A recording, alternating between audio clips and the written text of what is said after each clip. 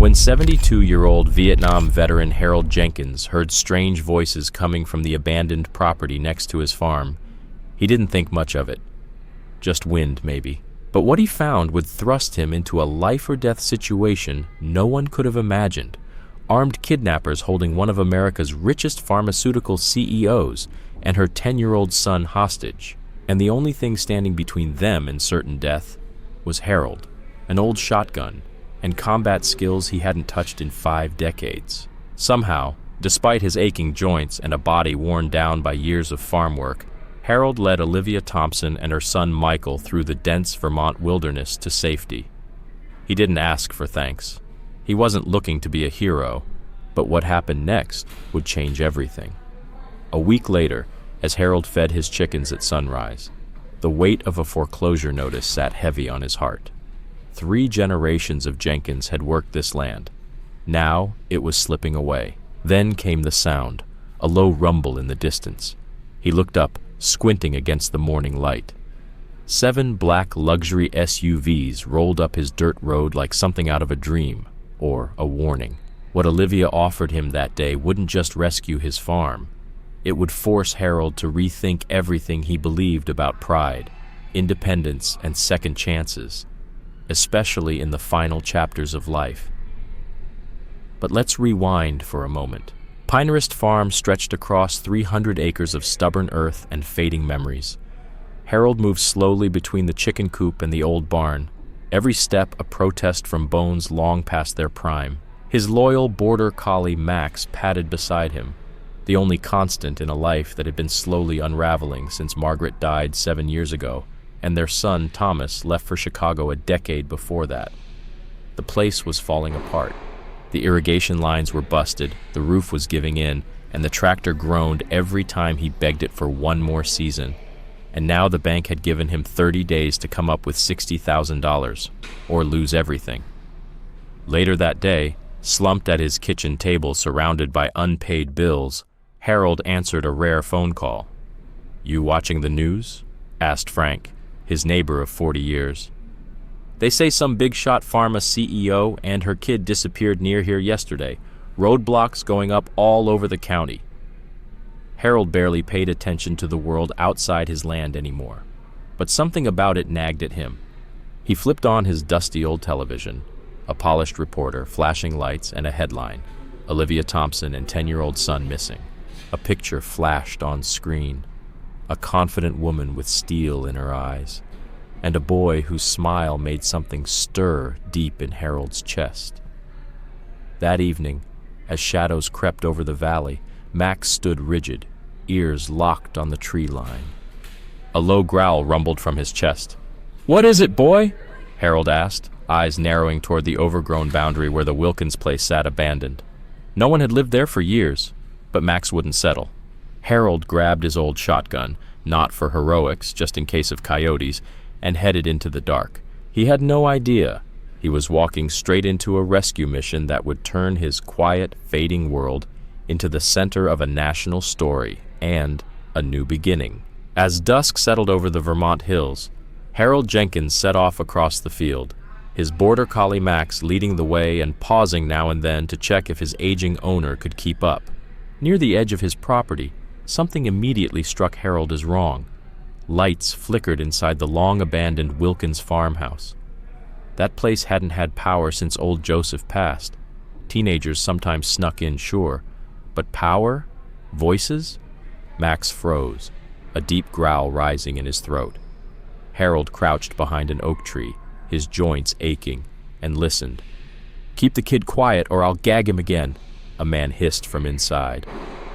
"He's just a child," a woman replied, strained but composed. Harold's breath caught. That voice, the CEO from the news, Olivia Thompson, and her son. They were being held hostage, right next to his land. He could have gone back, called the sheriff. That's what any rational man would have done. But cell signal was useless here, and the nearest neighbor was 2 miles off. By the time help arrived, it could be too late. Harold's mind snapped into focus like it hadn't in years. He circled the house with quiet precision, noting every detail. 3 armed men, Olivia and her son tied to chairs in the living room, 2 vehicles in the back, 1 SUV, 1 beat-up pickup. Then he slipped away to prepare. Inside his farmhouse, Harold paused at the phone, then lowered his hand.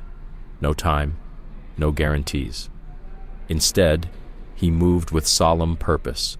Flashlight, rope, his hunting knife, combat boots.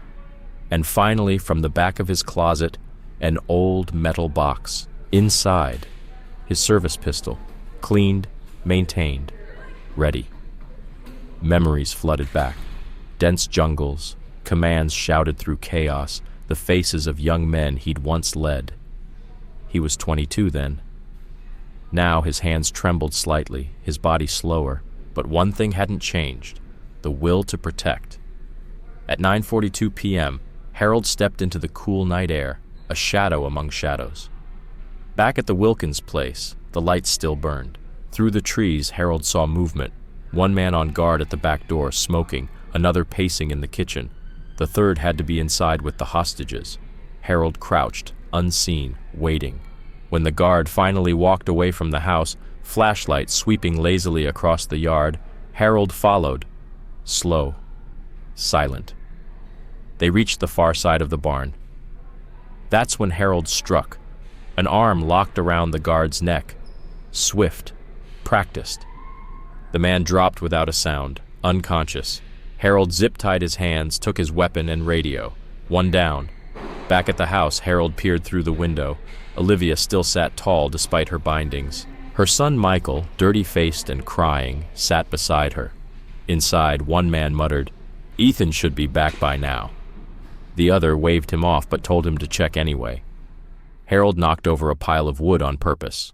A noise, a trap. The second man crept toward the back door, rifle up. The moment he stepped outside, Harold was waiting. He swung his shotgun hard, the butt cracking against the man's temple. The kidnapper collapsed, but his weapon discharged as he fell. The shot echoed into the night, and now, Harold knew, the last man would come, and this time surprise alone might not be enough. "Carl?" The third kidnapper's voice rang out from inside the house. Harold dragged the unconscious man out of sight, secured him quickly, and pressed himself against the wall by the back door. Inside, he heard scrambling, voices growing sharp with panic. "What's happening?" Olivia Thompson asked, her tone strained but steady. "Shut up! Don't move!" the man snapped. Footsteps crept toward the back door. Harold tensed. Every nerve in his body came alive, adrenaline dulling the pain in his joints as the door cracked open. In one explosive move, he threw himself forward, shoulder slamming into the door, knocking it into the man behind it. The kidnapper stumbled, then raised his weapon. Harold barely dodged. The shot went wide as the two crashed into a table, locked in a desperate struggle. The younger man was stronger. The barrel of the gun inched closer to Harold's chest. With a final burst of strength, Harold slammed his forehead into the kidnapper's nose. A crunch, a scream, and in that stunned second, he tore the weapon away and struck hard.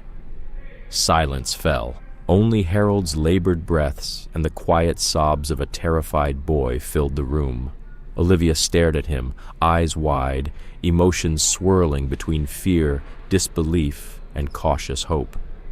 Who are you?" she asked as Harold moved to untie her. "Harold Jenkins," he said, voice rough from the effort. "I farm the land next door." "You're a farmer?" she echoed, stunned. "Wasn't always," Harold muttered, now freeing the boy. "You hurt, son?" he asked gently. The boy shook his head, then suddenly wrapped his arms tight around Harold in a hug that caught him off guard. Harold patted his back awkwardly, instinctively. "We need to move," he said. "They're down, but that won't last." "And they might have friends coming." Olivia stood, shaky on her feet, rubbing her wrists. "Mr. Jenkins, my son and I owe you our lives." "Harold," he said quickly, uncomfortable with the thanks. "We're not safe yet. My place is about half a mile through the woods. Can he make it?" Michael stood tall and nodded. "I can." Harold gave a small, approving nod. "Good man, stay close and stay quiet." They disappeared into the night. As Harold led them across the field and into the trees, he glanced back once at the Wilkins house. It wasn't over. Sooner or later, those men would wake up. Or worse, someone would come looking. But for now, all that mattered was getting this woman and child to safety. And for the first time in years, Harold felt alive. Now, if you're still watching, don't forget to subscribe. We've got more stories like this one, and you won't want to miss what comes next. Back to the story.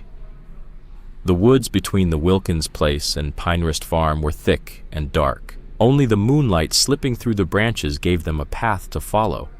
Harold kept his shotgun at the ready, Olivia guiding Michael just behind him. The boy stumbled more than once, exhausted and cold.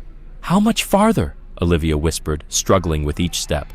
"Quarter mile," Harold said without looking back. "We'll stay low along the tree line when we hit the field. Less chance of being seen."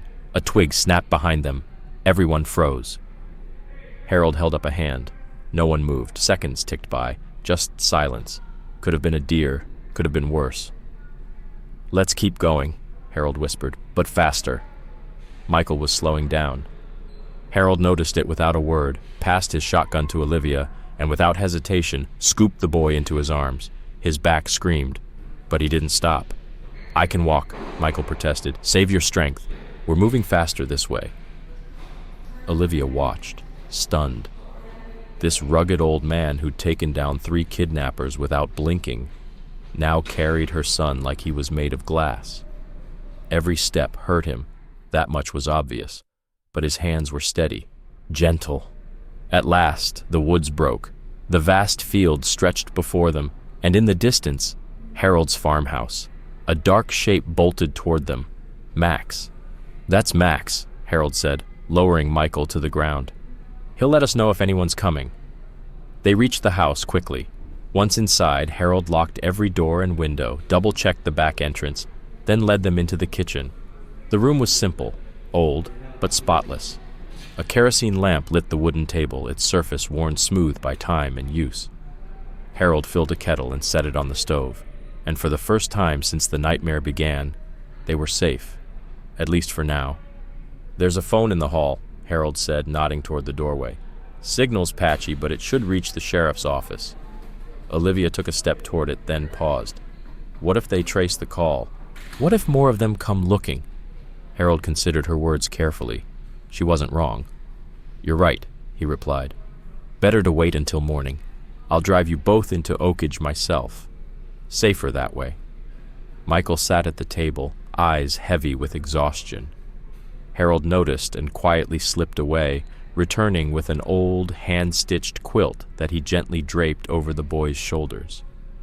"My wife made this," he said, voice low. "Margaret, she passed 7 years ago." "I'm so sorry," Olivia said softly, touched by his gesture. She sat beside her son, finally allowing herself to exhale.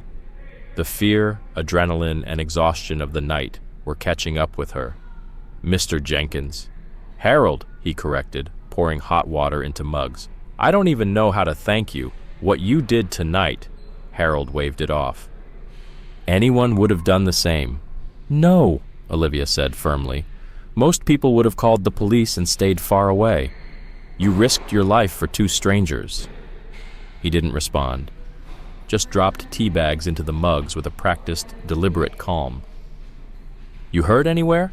he asked, changing the subject. Olivia understood. Praise made him uncomfortable. She turned to Michael, gently checking his wrists, where rope burns had left angry red marks.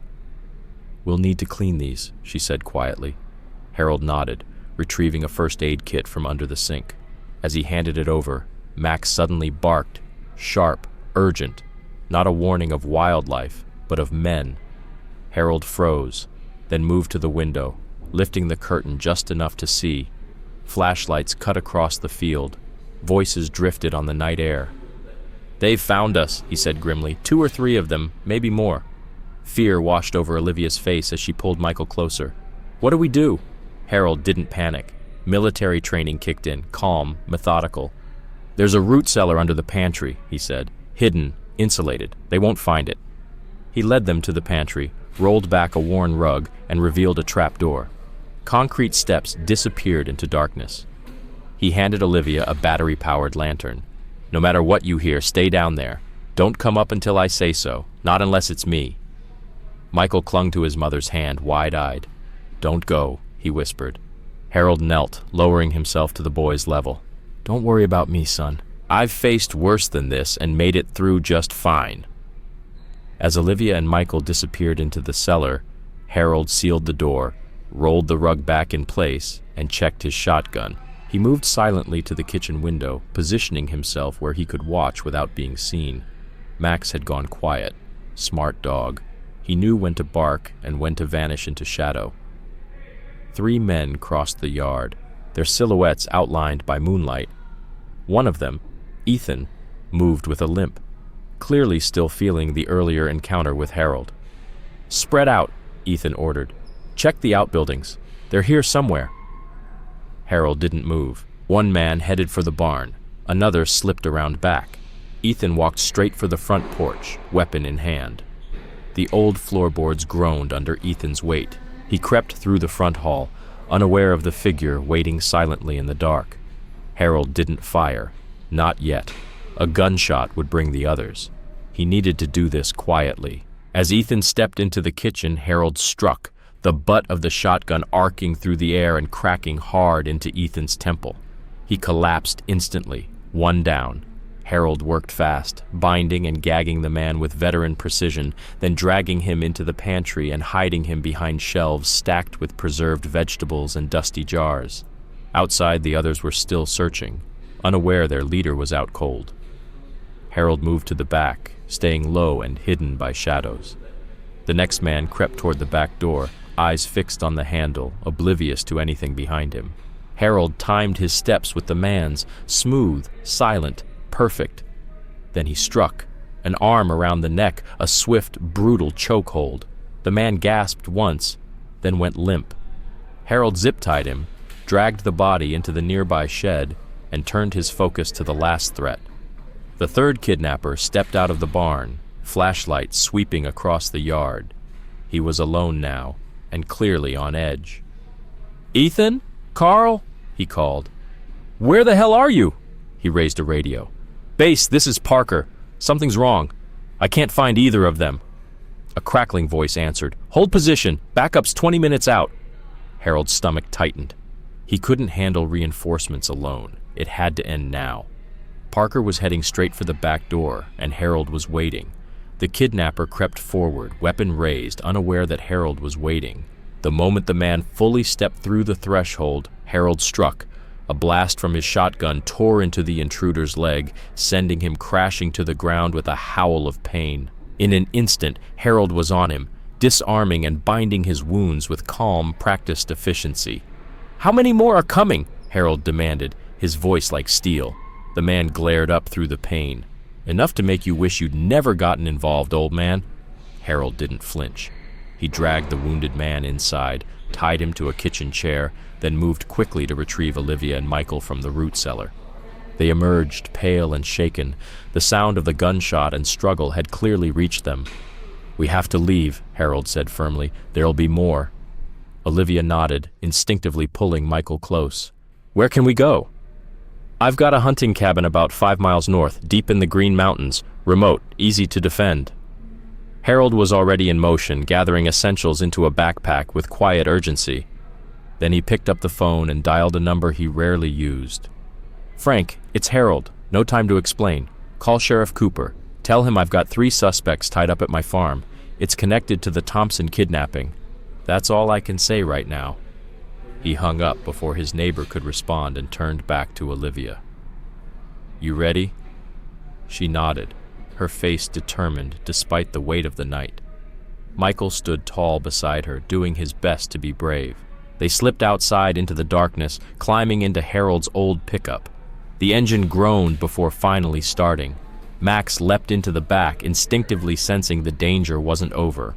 Harold glanced at the farmhouse, his home, his legacy, disappearing in the rearview mirror. He didn't know if he'd ever see it again. They drove in silence, up an old logging road barely visible through the overgrown brush. Branches scraped against the windows. After 20 minutes, Harold stopped at a faded trail marker. "We walk from here," he said, hoisting the pack onto his shoulder. "Cabin's about a mile in." Olivia looked at Michael, who was clearly struggling to stay awake. Harold noticed and without hesitation scooped the boy into his arms again, ignoring the protest in his back. "I've got him," he said simply. "Max will lead." They moved under a canopy of moonlit branches, the night still around them except for the occasional rustle of leaves underfoot. There was a strange calm in the woods, even after everything. Then, through the trees, the cabin. A weathered structure of logs backed against a rocky ridge. Sturdy, simple, defensible. Inside, Harold laid Michael gently on the bed. The boy was asleep before his head hit the pillow. Olivia draped a blanket over him, her hand lingering on his hair. "He's resilient," Harold said softly. "Takes after his mom." Olivia smiled faintly. "I hope so." She dropped into a chair near the old wood stove, finally letting the weight of the night sink in. Her voice broke the silence. "They grabbed us off Route 7, forced us off the road, transferred us to their car.